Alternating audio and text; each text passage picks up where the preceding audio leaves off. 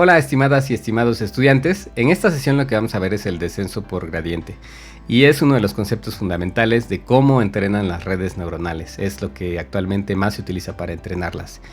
Es una lección que nos va a tomar un poquito de tiempo, pero es importante que tengamos estos conceptos bien claros porque nos va a permitir entrenar redes que tienen millones de neuronas. Así que pues en la primera parte, vamos a dividir esta lección en dos partes. En la primera parte vamos a ver los conceptos, un poco cómo surge este descenso por gradiente y por qué es que funciona, ¿sale? Y luego en una segunda parte de esta misma lección, lo que vamos a ver es un ejemplo numérico para poder entender cómo es que se van actualizando ya en términos numéricos cada uno de los pesos de la red, y esto nos va a ayudar a comprender mejor la lección. Así que pues bueno, pues sin más dilación vamos a ver esta lección que es bastante importante. Y lo primero es motivar nuestra lección, y para eso revisaremos cómo es que aprendemos nosotros y un poco sí aprendemos de la teoría, de lo que digamos está escrito, de lo que leemos, de los consejos de otras personas. Podemos leer y aprender ciertas cosas ahí. También aprendemos de la práctica, es decir, cómo es que vamos desempeñando nuestras actividades día a día, pues vamos aprendiendo, vamos mejorando. Pero nosotros, la gran mayoría de nosotros, aprendemos a partir de los errores, ¿no? No sé si han escuchado la frase de te volviste a tropezar con la misma piedra, pues significa que no has aprendido, ¿no? Entonces, en realidad lo que nosotros debemos hacer es hacer, digamos, nuestras actividades, tratar de alcanzar nuestros objetivos, y cuando empezamos a ver que no estamos llegando a los objetivos es porque estamos cometiendo errores, ¿vale? Entonces estamos cometiendo estos errores y para poder salir, pues tenemos que cometer, pues digamos, los errores y después no volverlos a cometer, es decir, realizar acciones diferentes para que lleguemos al objetivo, ¿no? Entonces, no hacer las mismas acciones, sino hacer diferentes acciones. Y en la red neuronal esto se va a traducir en que pues los pesos que tiene codificados deben de cambiar para que pueda entonces ejecutar la tarea de una forma adecuada. Y ahora, ¿cómo sabemos que nuestra red está cometiendo errores? Bueno, pues eso lo codificamos a través de una función de error, o también se le conoce como función de pérdida. Entonces, una de esas funciones que podemos utilizar y que ya hemos revisado es la suma de los cuadrados de los errores, ¿va?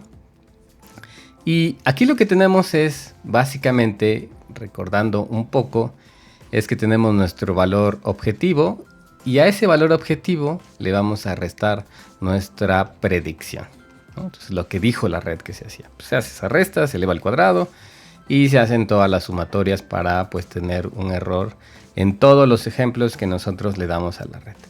Bien, lo que nos dice este error que tenemos codificado aquí es que tanto se está equivocando en las predicciones la red, no solo para un ejemplo, sino para todos los ejemplos que tiene en el conjunto de datos. Este error nos puede decir, bueno, estamos actuando bien o estamos actuando mal.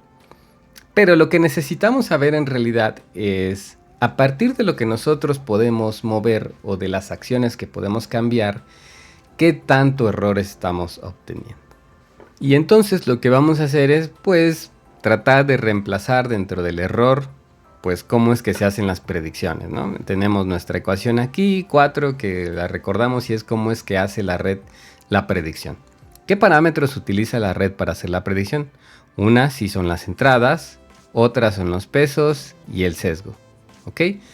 Las entradas son lo que está codificado en el conjunto de datos y por tanto no lo podemos modificar porque eso ya está establecido.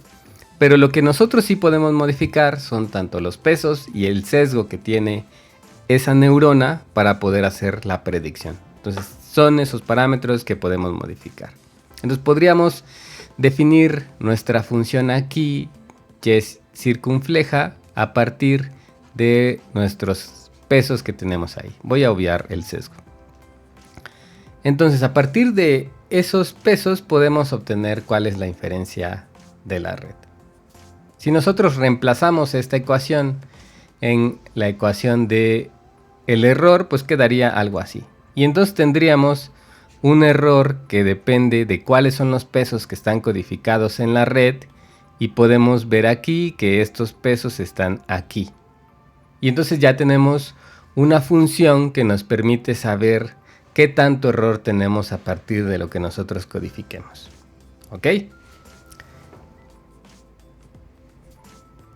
Si quisiéramos graficar esto, voy a tratar de graficarlo y voy a poner un ejemplito en 2 dimensiones para que sea visualmente entendible. Entonces nosotros podríamos codificar los valores de estos pesos y podríamos especificarlos de alguna forma, y para cada valor de estos pesos pues tendríamos un error que está cometiendo nuestra red, ¿va? Podríamos hacer como pues tener unos valores aquí y especificarlos, y eso va a corresponder a un determinado error que está cometiendo nuestra red. ¿Ok? Podríamos seleccionar otros valores de pesos y eso sería otro error. Entonces pues tendríamos una función pues digamos así, ¿no? Por poner un ejemplo. Entonces pues vamos a tener que seleccionar aquellos pesos los cuales nos obtengan el menor valor de la red. En este caso y en este ejemplo pues sería algo como por acá. Nos conviene seleccionar estos pesos porque estos pesos tienen el menor valor de error. ¿Ok? Lo ideal es que ese error sea 0, pero no siempre va a ser 0. Entonces a este punto en el cual tenemos el menor error le vamos a llamar el mínimo de esta función. ¿Ok? Como es el mínimo para toda la función, pues tendríamos un mínimo global, ¿no? Si no es el mínimo para toda la función, tendremos un mínimo local. Pero bueno, ahorita digamos simplemente que es el mínimo error que nosotros podemos obtener. ¿Ok? ¿De acuerdo? Entonces lo que nosotros deseamos en este momento y que quisiéramos obtener es precisamente estos valores de W. Le voy a llamar W estrella porque serían los mejores valores. Entonces tenemos que hacer un proceso en tratar de encontrar esos valores. Existen numerosos métodos para obtener estos valores, ¿no? Cuando tenemos poquitas variables podemos utilizar simplemente a través de la pendiente encontrar el punto de intersección, o podemos utilizar mínimos cuadrados para encontrar estos valores para una función de 2 variables o cuadrática. Pero bueno, las redes tienen muchísimas variables, es decir, muchísimos pesos, y entonces se vuelve muy complicado obtener esos mínimos, ¿no? Entonces ya entraríamos a un proceso de optimización. ¿De acuerdo? No vamos a entrar en tantas definiciones de optimización, pero lo que quiero dejar claro es que pues necesitamos y queremos encontrar esos valores. Ahora pasemos a una ejemplificación de cómo es que funciona este método de descenso por gradiente para encontrar estos valores. Supongamos que tenemos una red de 2 entradas, ¿ok? Que nos va a obtener una salida. Tendríamos pues 2 pesos, ¿verdad? W1 y W2. Entonces tendríamos a partir de esos valores un valor de error a partir de W1 y W2. Esto sería como la altura en esta gráfica de 2 dimensiones, ¿no? Entre más alto tenemos mayor error y entre más bajo tenemos menor error. Y el punto, digamos, más bajo sería aquí y alrededor se va haciendo como más alto, ¿no? Tendríamos como un plato o algo así. Bueno, en realidad lo que pasa es que no conocemos la forma de este plato. Tenemos tal vez idea de cómo puede ser, pero no lo conocemos, no conocemos esa superficie, ¿ok? Y entonces como no conocemos esa superficie, los métodos que nos quedan para obtener esos valores son pues métodos que van a utilizar iteraciones y cálculos numéricos para poder obtenerlos, ¿no? No tenemos como una fórmula analítica de obtener los mínimos para todas esas variables Wn que podamos tener. Entonces, en el caso del método de descenso por gradiente, lo que hace es comenzar de forma aleatoria y luego ir refinando estos valores que tenemos. Y el comenzar de forma aleatoria significaría, pues, selecciono un valor de W1 y un valor de W2. Y eso me va a llevar a un punto, digamos, arbitrario en este plano que nosotros tenemos o en esta función que nosotros definimos, ¿no? Entonces tenemos un punto arbitrario y ese punto arbitrario nos va a dar un determinado error. Lo que deseamos es, a partir de ese punto en donde estamos, direccionarnos hacia donde baja esa función. Y entonces tendríamos algo como esto, que va a ser la dirección hacia cual está bajando esa función, esa superficie hacia allá baja, como si estuviéramos en una montaña y decimos pues para allá baja, ¿no? Para allá va el agua, pues para allá me voy.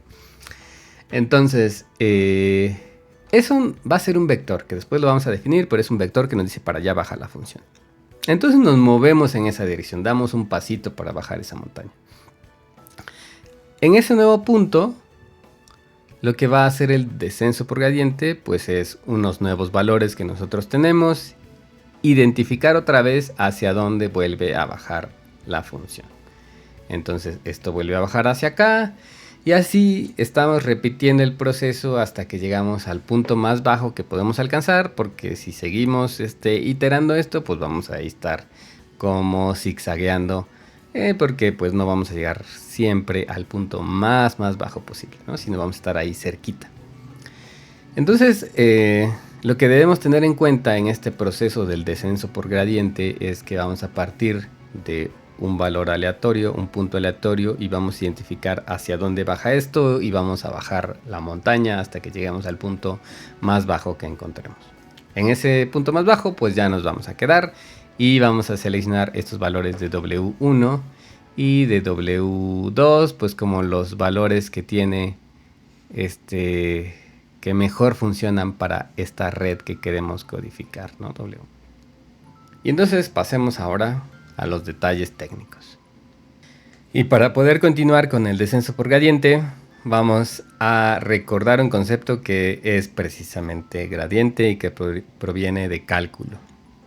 Y entonces lo que hace este gradiente pues es una operación que nos permite obtener la derivada para cada una de las variables de una función vectorial. ¿Ok? Entonces se representa con este triangulito invertido que es nabla, y entonces podemos tener una función, ¿no? Que tiene varias variables. Aquí tenemos una f que tiene dos variables, x y y, por poner un ejemplo. Entonces el gradiente nos obtiene la derivada de esta función con respecto de la primera variable y nos obtiene la derivada de la misma función con respecto de la segunda variable, y si tuviéramos más variables pues tendríamos más derivadas parciales. ¿Okay?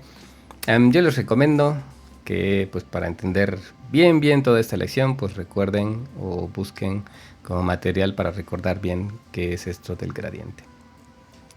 Lo voy a ejemplificar con una función muy simple en una sola dimensión, ¿ok?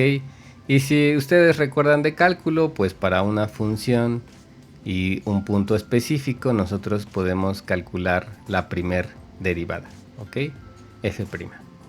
Entonces lo que nos está diciendo la derivada es cuál es la pendiente de esta función, ¿ok? Esto sería, aquí estoy ejemplificando la pendiente de esta función para este punto. En el caso del gradiente, pues es precisamente la pendiente, pero para una función de varias variables en donde tenemos un hiperplano y nos está diciendo la pendiente de ese hiperplano con respecto de cada una de las variables que nosotros tenemos. ¿Okay? Si recordamos de la gráfica anterior, habíamos dicho que teníamos nuestros pesos y lo que teníamos en la función es el error que provocan estos pesos. Por lo tanto, lo que nos diría este gradiente es básicamente para un punto cuál es la pendiente del W. ¿Ok? Y si sabemos cuál es la pendiente, sabemos que en este ejemplo si nos movemos para acá, para la izquierda, pues el error va a aumentar. Y si nos movemos a la derecha, pues el error va a disminuir en ese punto. ¿Ok? Entonces esto es básicamente la ayuda que vamos a tener para saber hacia dónde mover los pesos. El gradiente nos va a decir hacia dónde los vamos a mover. Es como estar en la montañita y me dice pues para acá es donde está la pendiente de la función, ¿vale? También el gradiente se puede representar pues a través de notación matricial y podríamos decir que si y es una función, ahora esta función que habíamos dicho, pues ya poniéndola en términos de lo que hemos visto, pues va a ser una función que es nuestra función de error Ok, aquí nuestra función de error. Y las variables que tiene, pues son básicamente los pesos, ¿no? Podemos tener una función que va a tener tantas variables como pesos tengamos en la red. Y entonces,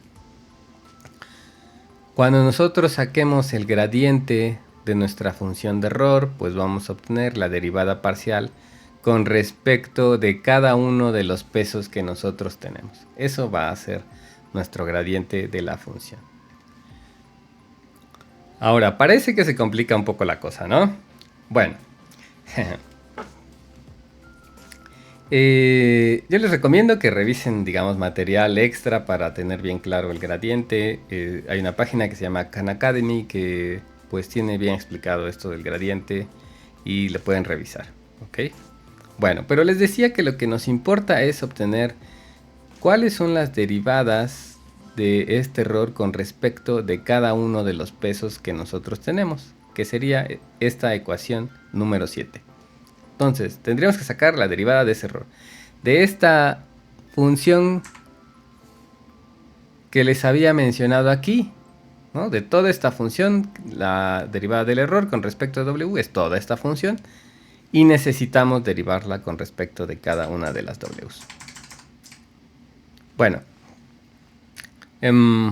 para no hacer tan largo este video, simplemente vamos a utilizar la ecuación 7 y en otro video les voy a colocar cómo es que se obtiene esta igualdad, ¿ok? Cómo es que ya se obtiene la derivada con respecto de los Ws.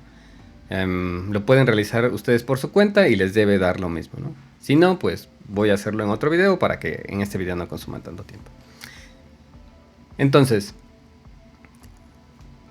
lo que vamos a obtener como resultado de la derivada parcial es básicamente esta diferencia que nosotros tenemos aquí, que es nuestro valor objetivo menos la predicción, esto negativo, multiplicado por la derivada de la función de activación, aquí es f', la función de activación de pues el logit h, ¿no? Lo que se produce del producto punto. Y para el caso de wi vamos a utilizar la entrada i para obtener esta derivada. ¿Ok? Entonces así es como queda la derivada del error con respecto de wi para la función que dijimos que es el error cuadrático medio, ¿no? Si ustedes utilizan otra fórmula de error, otra función de pérdida, pues entonces la derivada puede cambiar un poco, ¿no? Pero bueno, esto es lo que más se utiliza. Entonces ya tenemos definida cuál es nuestra derivada con respecto de el error. Nuevamente voy a hacer una gráfica para ejemplificar esto. Y lo que tendríamos es nuestra función así. Y ya sabemos cuál es la pendiente. Esto es de E con respecto de WI, ¿verdad? Aquí WI. Ok. Lo que nos está diciendo esto es básicamente cuál es la pendiente.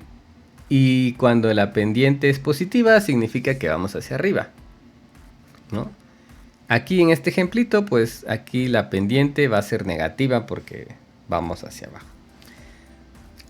Y entonces, pues por definición lo que nos dice el gradiente siempre hacia dónde sube la función. Eso es lo que nos dice siempre el gradiente, hacia dónde sube.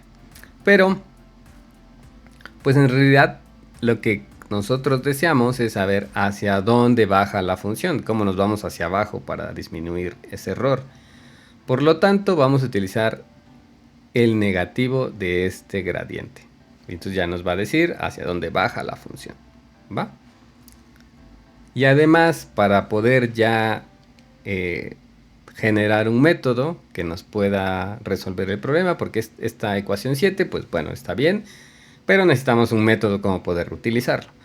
Entonces lo que vamos a hacer es descomponer este gradiente que calculamos en una primera parte que va a ser esta cosa, ¿ok? Y que le vamos a llamar término de error. Entonces este término de error ya en lugar de ser negativo se va a convertir a positivo y vamos a tener esta sección, ¿ok? En donde tenemos la diferencia multiplicado por la derivada de la función de activación. Entonces, a eso le vamos a llamar el término de error y básicamente estaremos representando en ese punto cuál es la dirección a la cual me debo mover. Ya una vez que sabemos la dirección a la cual nos debemos mover y digamos en mi gráfica pues sería como esta flechita, me dice vamos para allá. Lo que necesitamos ahora es, pues bueno, de este valor que yo tenía, W le voy a poner pues simplemente W1. Pues necesitamos saber hacia dónde tenemos o qué tanto tenemos que mover W1, ¿va? Porque resulta que si nos movemos en la dirección de la flechita, nos movemos muchísimo, pues incluso puede que nos pasemos, ¿no? Y volvamos a subir. Entonces deseamos normalmente que estos incrementos sean poco, ¿no? Entonces le vamos a llamar a este paso del peso o weight step qué tanto nos vamos a mover, ¿no? Entonces si estábamos aquí, nos vamos a mover a este nuevo punto que voy a llamar W1 en el segundo tiempo. Entonces tenemos que desplazarnos ese espacio. Entonces este desplazamiento le llamamos weight step. Y aquí está delta de WI. Entonces es qué tanto nos vamos a desplazar hacia allá para actualizar ese peso. Y eso lo vamos a hacer a partir de esta relación que nosotros tenemos aquí. Vamos a reutilizar la XY que teníamos ahí olvidada. La vamos a poner aquí.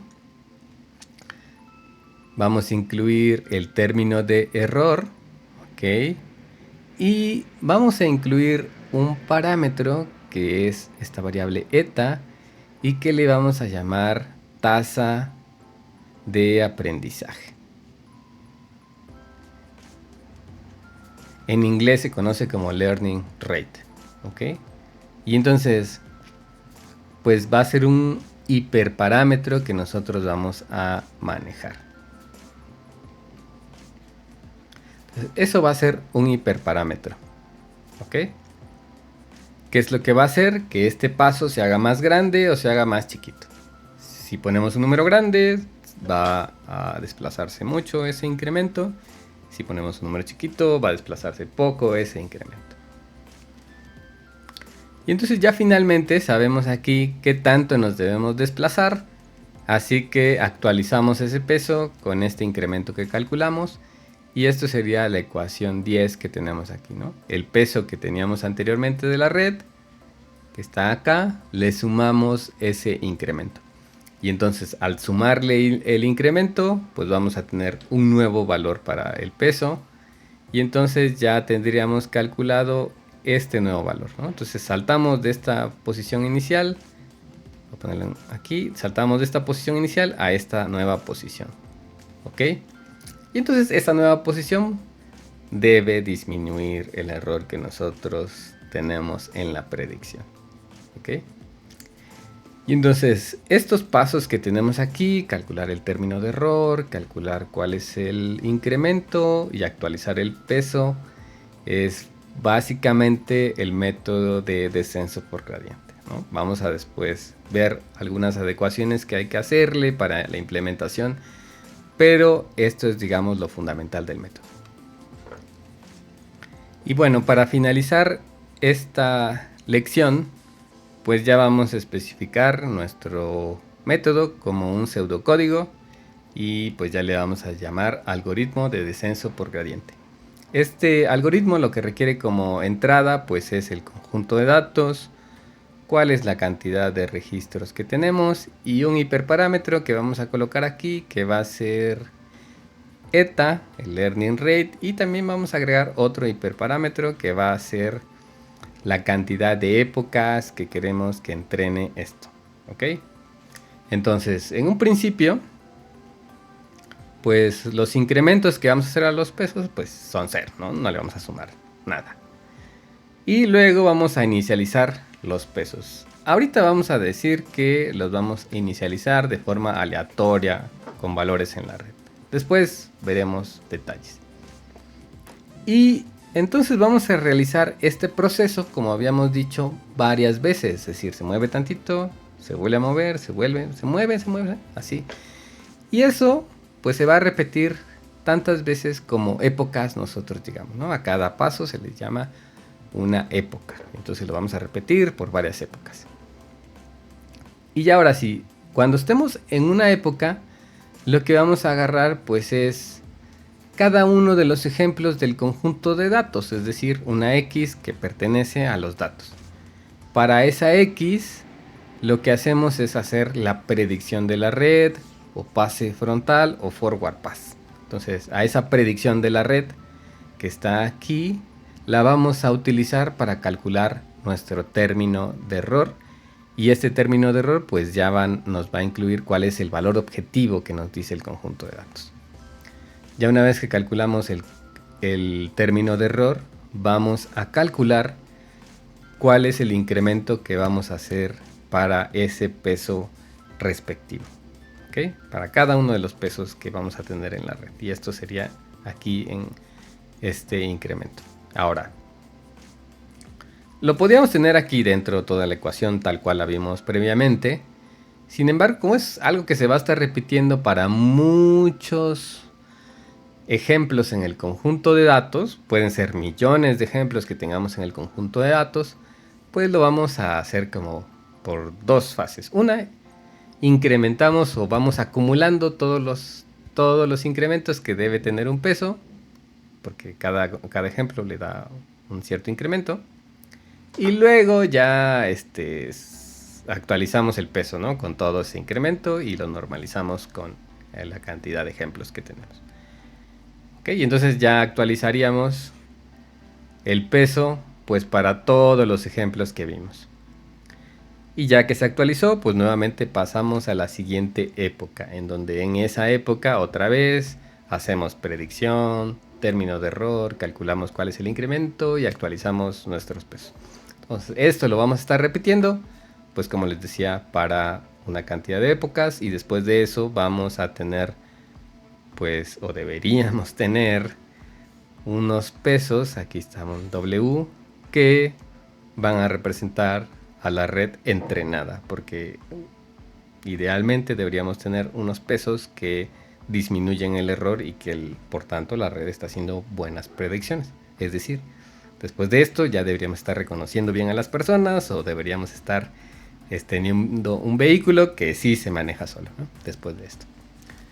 Ok, entonces bueno, con esto vamos a concluir la parte del descenso por gradiente. Como les digo, es el método que nos permite entrenar la red a través de unos pasos y de ir disminuyendo el error. Y pues en el siguiente video vamos a ver el ejemplo numérico para que vean cómo sí es que funciona. ¿Ok? Entonces nos vemos en ese video.